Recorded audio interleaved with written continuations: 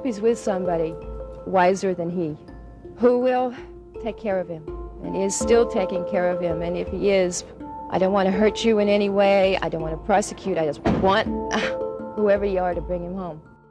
Back in 1979, a heartbreaking mystery unfolded in the bustling streets of New York City. The central character was a little boy named Etan Patz, just 6 years old. His disappearance sent shockwaves through the city, a place known for its grittiness during that era. Etan vanished as he took his first steps toward independence, walking alone for the short 2-block journey to his school bus stop in Manhattan. The incident struck fear into the hearts of parents across the nation, tapping into one of their deepest fears, the sudden disappearance of a child. This singular event had a profound impact, changing the way parents supervised their children and leaving an enduring mark on the collective psyche of a generation. Now, almost 4 decades later, a startling revelation emerges. A man who was a mere teenager at the time of Etan's disappearance and had worked in a local store along the path the young boy took that fateful day has been convicted. However, this isn't a simple case of abduction. The charges extend to the grave crimes of kidnapping and killing Etan Patz. The legal consequences are severe, with a sentence of 25 years to life, finally providing a semblance of justice after years of uncertainty. The intricate details of this case weave a complex narrative, intertwining the innocence of a child's daily journey to the school bus stop with the dark shadows of a crime that lingered for decades. While the conviction offers a measure of closure, the memory of Etan Patz's disappearance will forever resonate in the collective memory of a city and a nation that was forever altered by the haunting mystery of a 6-year-old boy who never made it to his school bus. The unfolding of this story serves as a poignant reminder of the fragility of childhood innocence and the enduring impact of one tragic event on the fabric of society. The morning of May 25, 1979 stirred up chaos in the Patz household as the last school day before Memorial Day weekend unfolded. Julie Patz, Etan's mom, had her hands full running a daycare in the family's Soho loft, caring for 2 two-year-olds, including her younger son and a child who had stayed overnight. Adding to the commotion, Etan's older sister wasn't keen on getting out of bed. However, amid the bustling morning, young Etan was wide awake and eager for more independence. He saw an opportunity and expressed his desire to walk to school on his own. In the midst of the morning rush, he assured his mom, "It's fine, Mom, I can do it." With some reluctance, Ms. Patz agreed. Etan, determined to embrace his newfound freedom, packed his tote bag adorned with little elephants, a gift from a friend's mother. Inside, he carefully stashed his cherished toy cars. Completing his ensemble, he donned his favorite Eastern Airlines cap. Before setting off on his solo journey, his mother walked him outside. Armed with a $1 bill, Etan aimed to buy a soda along the way, showcasing the innocence and excitement of a young boy taking on the world on his own. Little did they know, this ordinary morning would mark the beginning of a mystery that would unfold over almost 4 decades, leaving an indelible mark on the Patz family and the collective memory of a city. In the wake of that fateful morning, Julie Patz recounted it as the final moment she laid eyes on her son. As the afternoon unfolded and Etan failed to return home, Ms. Patz, growing increasingly worried, began making calls. The distressing revelation emerged. Etan hadn't reached school, and he was nowhere to be found at his bus stop. This unsettling turn of events plunged the Patz household and the entire community into a state of profound concern, marking the beginning of a mystery that would persist for almost 4 decades. The realization that Etan was missing hit Ms. Patz like a sudden, overwhelming wave, plunging her into a state of shock. In her own words during a court testimony, she described how her legs began to give way beneath her. As the gravity of the situation set in, the Patz family apartment transformed into an impromptu command center. It became a hub where a convergence of police investigators, volunteers, and journalists gathered, all driven by the shared urgency to unravel the mystery surrounding the disappearance of the young boy. The atmosphere inside the home shifted from one of ordinary family life to a focal point for the search efforts, as the community rallied to bring Etan Patz back home. Etan's picture was everywhere, in newspapers, on TV, and even on milk cartons. A drawing of him with his cap was on missing posters all over the city. His disappearance became a big deal in Lower Manhattan. The neighborhood was filled with police going from door to door, showing his picture, asking questions, and checking every room in apartments.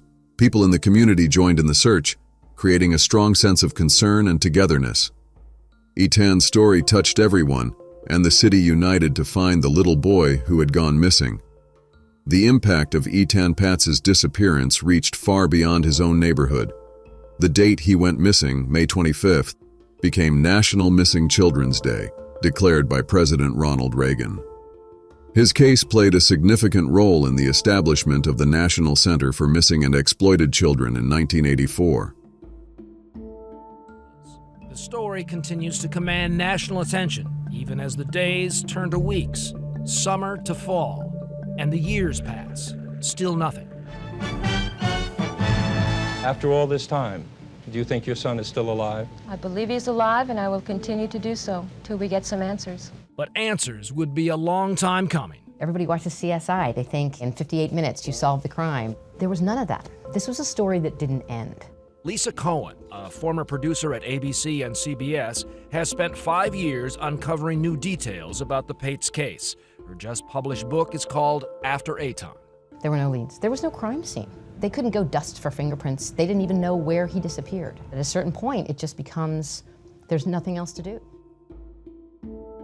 A historian, Paula S. Fass, explained in 2015 that this case sparked the notion that when little boys and girls, especially boys, went missing, it was likely connected to a pedophile. Etan's story became a wellspring of awareness, leading to important changes in how the nation addressed missing children. It not only prompted a day dedicated to raising awareness, but also contributed to the creation of an organization focused on finding missing children and protecting them from exploitation. The enduring impact of Etan's disappearance extended beyond his immediate surroundings, leaving a lasting imprint on national policies and perceptions surrounding child safety. Even with a lot of attention on Etan's case, there were no clear answers. People talked about different ideas, and several suspects came up, like a man named Jose Ramos who had a connection to Etan. Authorities chased Ramos for a long time.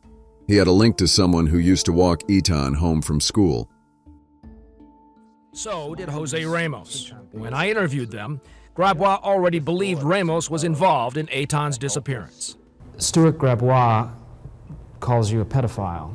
I don't feel I was a total pedophile. Isn't that like saying I'm just a little bit pregnant? I mean, how can you be No, either no, no, you're either no, a pedophile no, or not a no, pedophile? No. Don't go into that connotation of that. I was a little mentally unstable. At the time, Ramos knew that Grabois was after him, but he did not know this. There was a plan in place to try to obtain additional statements from Jose Antonio Ramos. And jailhouse informants. He even drew me a map of Etan's route on a school bus. He knew exactly where the school bus stopped. As the years passed, there were moments that brought the case back into focus. In 2000, investigators searched a basement where Ramos used to live, hoping to find clues. They found bone fragments, but they turned out to be from animals, not Etan. In 2012, they dug up a workshop belonging to a handyman named Othniel Miller, who knew Etan and even gave him the $1 bill he had that morning. The search happened because they realized Miller had poured concrete shortly after Etan disappeared. Even though this brought a lot of attention, they didn't find Etan's remains. Then, a man from New Jersey named Jose Lopez contacted investigators. He thought his brother-in-law, Pedro Hernandez, might be responsible for Etan's disappearance. On May 25, 1979, Pedro Hernandez was an 18-year-old who had left high school and had recently moved to the city from Camden, NJ. He worked as a stock clerk in a bodega at West Broadway and Prince Street, close to where Etan used to catch his bus. Shortly after Etan went missing, maybe just days later, Hernandez went back to New Jersey and found a job in a dress factory. It was around this time that he started telling people he had killed a child in New York City. He confided in an elder from his church group during a religious retreat, and later confessed to a prayer group, breaking down in tears. He even told his future wife about it before they got married. However, there were discrepancies in these accounts. A childhood friend thought he had harmed a black child, while his ex-wife, Hearing the word muchacho, believed he meant a teenage boy. After Hernandez's brother-in-law called the police, investigators interviewed him. He spent several hours with the detectives before, as the authorities claimed, he admitted to what happened. According to his statement, he lured Etan into the bodega's basement by offering him a soda and then attacked him. Pedro Hernandez, in a recorded video during questioning, admitted grabbing Etan by the neck and choking him. However, he didn't explicitly say he killed Etan. According to Hernandez, the boy was still alive when he put him in a plastic bag, placed the bag in a box, and discarded it about a block away. And what were you thinking? When I grabbed him, I choked him. I tried to let go, but my body was shaking and jumping at the same time. And I wanted to let it go, but it was something to cover me, and I was squeezing more and more. And then what happened? And then he went like this. And he kind of went down, and I put him in the bag. Before he went down, when you had your hands on his neck and before he went down, did he make any sounds? He was just going, like he couldn't breathe. That's it. No other sound. Almost 33 years after Etan disappeared, the police arrested Hernandez, announcing him as the believed individual responsible for the crime. Mr. Hernandez was accused of a serious crime, but there was no physical evidence, like a crime scene or the victim's remains. The case relied heavily on his own words during interviews and confessions. His defense argued that he had mental health issues, making it hard for him to separate reality from fantasy. They also suggested another person, Mr. Ramos, could be responsible. The jury initially couldn't agree, resulting in a mistrial. After a retrial, Mr. Hernandez was found guilty of kidnapping and murder, sentenced to 25 years to life in prison. The case brought closure to the Patz family after almost 4 decades.